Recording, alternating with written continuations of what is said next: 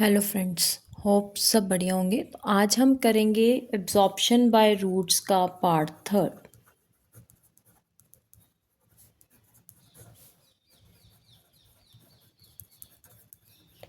तो हम last part में मोड्स ऑफ एब्जॉर्प्शन के बारे में पढ़ रहे थे, तो आज हम उसमें ही आगे पढ़ेंगे।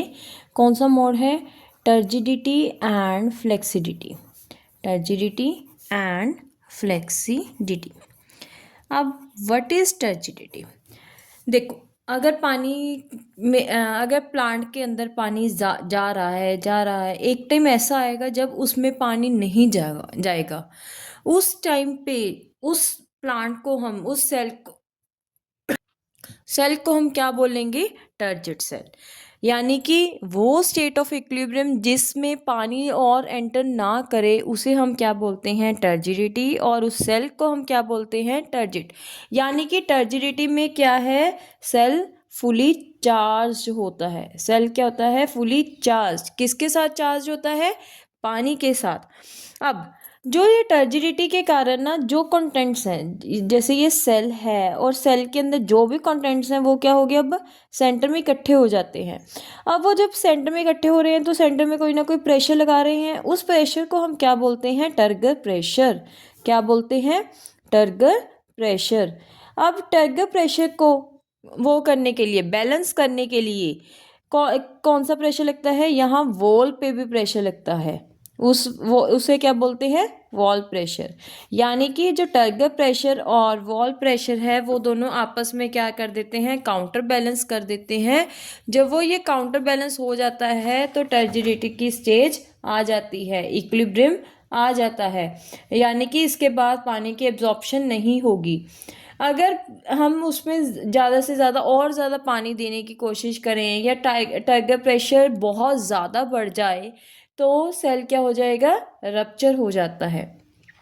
अब टर्जिडिटी के ऑपोजिट जो टर्म है वो है फ्लेसिडिटी। यानी कि ये दोनों क्या है? ऑपोजिट वर्ड्स है। टर्जिडिटी में फुली चार्ज है, अब इसमें पानी नहीं जा सकता।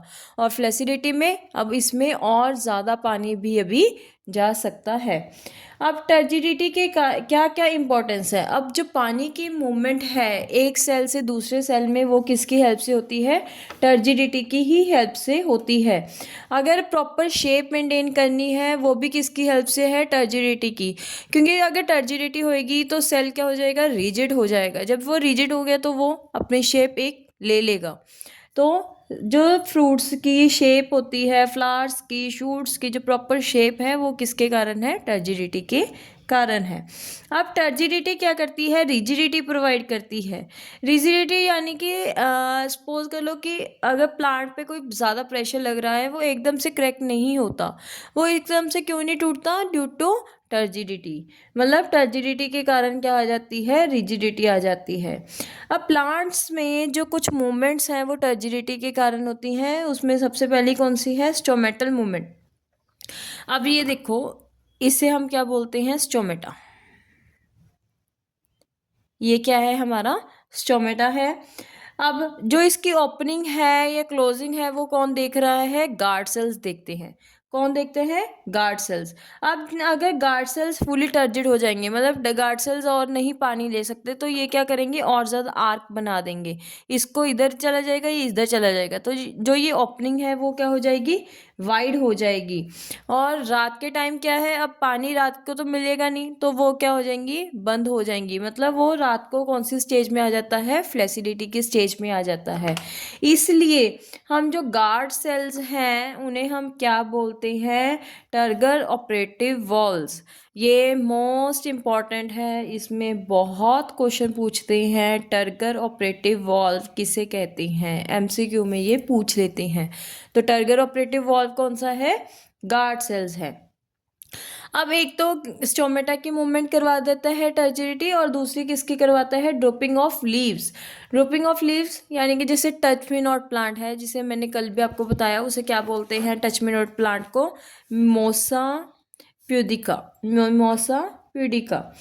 ये क्या है? जब इसके लीव्स को हम टच करते हैं तो ये क्या हो जाता है? बंद हो जाता है। क्यों बंद हो जाता है? इसमें जो टर्जिडिटी है वो क्या हो जाती है, ख़त्म हो जाती है। जैसे ही हम टच करते हैं तो उसकी जो टर्जिडिटी है वो ख़त्म हो जाती है, वो फ्लैसिड बन जाता है।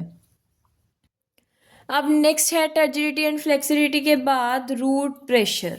क्या है, रूट प्रेशर। नाम से ही पता चल रहा है क्या, कि ये जो रूट्स प्रेशर डेवलप करेंगी पानी को ऊपर भेजने के लिए, उसे हम क्या बोलते हैं, रूट प्रेशर। क्या बोलते हैं, रूट प्रेशर। इसकी एग्जांपल क्या है, हम सर्दियों में अर्ली मॉर्निंग अगर देखें, जो लीव्स हैं, लीव्स के ऊपर यहाँ यहाँ पे मार्जिन पे क्या होते हैं, ड्रॉप्स होते हैं। इन ड्रॉप्स को हम क्या बोलते हैं, ये ड्रॉप्स अब पानी है, पानी क्या हो रहा है, लॉस हो रहा है, तो इसे हम क्या बोलते हैं, गुटेशन। क्या बोलते हैं, गुटेशन। गुटेशन यानी कि loss of water in the form of vapours on the margin of the leaf. अगर इसमें आप on the margin of the leaf नहीं बताओगे तो आपका जो डेफिनेशन है वो गलत मानी जाएगी। Next is bleeding.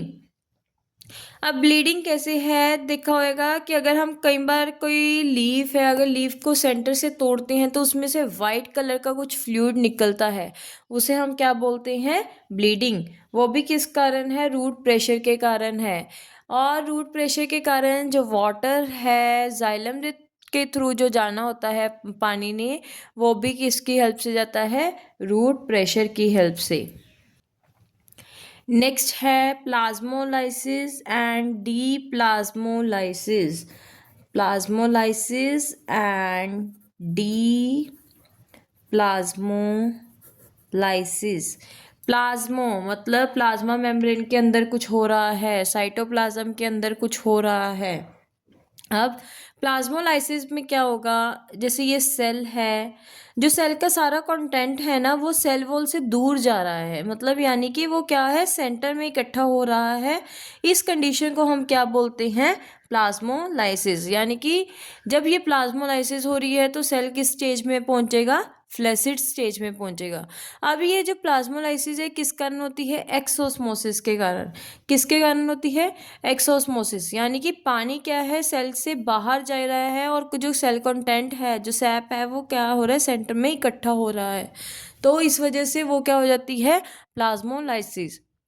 अगर इसी का उल्ट हम इसमें अगर एंडोस्मोसिस कर दें, मतलब कि प्लांट को जो सेल है उसे हम किसी डिस्टिल्ड वाटर में रख दें, तो वाटर क्या करेगा, सेल के अंदर जाएगा, तो उस अब वो सेल धीरे धीरे क्या बन जाएगा, टर्जिड बन जाएगा। तो इसीलिए हम उस स्टेज को क्या बोलते हैं, डी प्लाज्मोलाइसिस।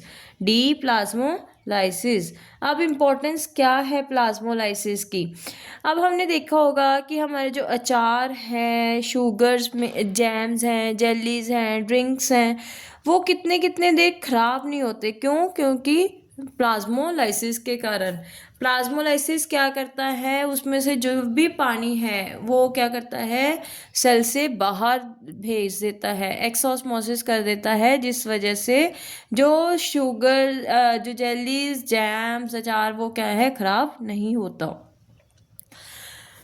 सिमिलरली अगर हम मीट फिश वेजिटेबल्स की बात करें, उसे हम जब ड्राई करते हैं, देखा होगा हम सनलाइट में ड्राई करते हैं, क्यों करते हैं, ताकि उसमें से पानी ख़त्म हो जाए। अब पानी ख़त्म हो गया यानी कि एक्सोस्मोसिस होगी, वो प्लाज्मोलाइज स्टेज में आ गया, तो उसे हमें स्टोर करना इजी है। अगर उसमें पानी नहीं होगा तो बैक्टीरिया और फंगई भी उसे भी ख़राब नहीं कर सकते। लेकिन अगर हमने जो वीड्स हैं, वीड्स यानी कि अनवांटेड प्लांट्स जिसे हमें नहीं चाहिए लेकिन वो अपने आप ही ग्रो हो रहे हैं, उसे अगर हमने ख़त्म करना है तो वो भी हम प्लाज्मोलाइसिस के प्रोसेस से ख़त्म कर सकते हैं। हमारा नेक्स्ट टॉपिक है पैसिव ट्रांसपोर्ट। पैसिव, अब मैं दो टॉपिक्स को आपको इकट्ठे समझाऊंगी, एक passive transport and another one is active transport. अब पैसिव, पैसिव मतलब कि high to low concentration, high concentration to low concentration. और एक्टिव, एक्टिव अगर हम हैं तो हम ऊपर से नीचे आने में ज़्यादा एक्टिव चाहिए या नीचे से ऊपर जाने में, नीचे से ऊपर जाने में, यानी कि low concentration to high concentration, low concentration to high concentration. अब जो ये एक्टिव ट्रांसपोर्ट है, हमने क्या है नीचे से ऊपर जाना है, तो हमें क्या एनर्जी चाहिए, तो इसमें क्या है एनर्जी इज़ रिक्वायर्ड, एनर्जी हमें ज़रूर चाहिए। और पैसिव में हमने ऊपर से नीचे आना है। इसके एग्जांपल लगा लो कि अगर आप माउंटेन्स पे हो और माउंटेन्स से नीचे आना है, तो वह नीचे आते हुए आपको एनर्जी ज़्यादा चाहिए या जो ऊपर जाते, ऑब्वियस ऊपर जाते हुए, तो ऊपर जाने के लिए हमें एनर्जी चाहिए। और पैसिव ट्रांसपोर्ट में हमें एनर्जी नहीं चाहिए, नो एनर्जी इज़ रिक्वायर्ड। अब ये हमारे मोड्स ख़त्म हो गए, तो अब हमारे चैप्टर के दो छोटे छोटे टॉपिक्स पेंडिंग हैं। One is ascent of sap. Ascent, ascent यानी कि असेंडिंग ऑर्डर। असेंडिंग कैसे करते हैं, छोटे से बड़ा। ये क्या करेंगे, एसेंट ऑफ सैप में जो रूट्स हैं वो पानी को ग्राउंड से लीव्स तक लेके जाएंगी, मतलब नीचे से ऊपर लेके जा रही हैं, तो इसे हम क्या बोलेंगे, एसेंट ऑफ सैप। अब इसका पाथ क्या है, जो ये ज़रूर याद करना है, इम्पॉर्टेंट है कि सॉइल में पानी है, वो क्या करेंगी, रूट हेयर्स लेंगे। सबसे पहले रूट हेयर्स क्या करेंगी, एपिडर्मिस को देंगी। किसको देंगी, एपिडर्मिस। एपिडर्मिस आगे किसको देगा, कॉर्टेक्स। कॉर्टेक्स आगे किसको देगा, एंडोडर्मिस। किसको देगा, एंडोडर्मिस। एंडोडर्मिस के बाद क्या बनेगा, पेरिसाइकिल बनेगा, और फिर जाके कहीं आपकी जाइलम वेसल बनती है, जिसकी हेल्प से हम पानी की मूवमेंट करवाते हैं प्लांट्स में। ठीक है। और अब एसेंट ऑफ सैप में चार बहुत इंपॉर्टेंट फोर्सेस हैं, वो लगती हैं, उनके बारे में पढ़ेंगे। One is root pressure. Root pressure के अभी हमने पढ़ा है, क्या होता है कि जो रूट्स में प्रेशर डेवलप हो रहा है, जिसकी वजह से जो पानी है वो अपवर्ड मूवमेंट कर रहा है। Next is adhesion of water. Adhesion of water, adhesion, adhesion में यानी कि स्टिक होना। एडहेशन यानी कि स्टिक होना। अब एडहेशन, एडहेशन एक जैसे सेल है और दूसरा क्या है, वाटर। दो डिफरेंट डिफरेंट में जब ऑब्जेक्ट्स में क्या होती है, फोर्स लगती है, तो उसे हम एडहेसिव फोर्स बोलते हैं। तो एडहेशन ऑफ वाटर यानी कि सेल को वाटर के साथ क्या हो जाना चाहिए, चिपक जाता है। अब दो टर्म्स होती हैं, one is cohesive and another one is adhesive. Adhesive यानी कि अपने डिफरेंट, मतलब दो डिफरेंट डिफरेंट जो पार्टिकल्स हैं, मीडियम है, उनको क्या करना, मिलाना।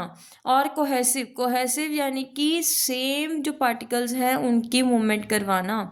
जो एडहेशन की आप एग्जांपल याद कर सकते हो, हम एडहेसिव टेप्स होती हैं। एडहेसिव टेप्स क्या करती हैं, एक चीज़ को दूसरे चीज़ के साथ जोड़ती हैं। वैसे ही वाटर के एडिशन भी कौन करवाता है, accent of SAP. Next is capillary action, capillarity action.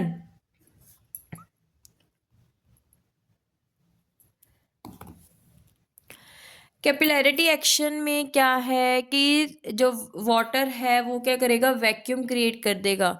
अब जब वैक्यूम क्रिएट हो जाएगा तो ज़्यादा से ज़्यादा पानी क्या हो जाएगा, ऊपर आना शुरू हो जाएगा।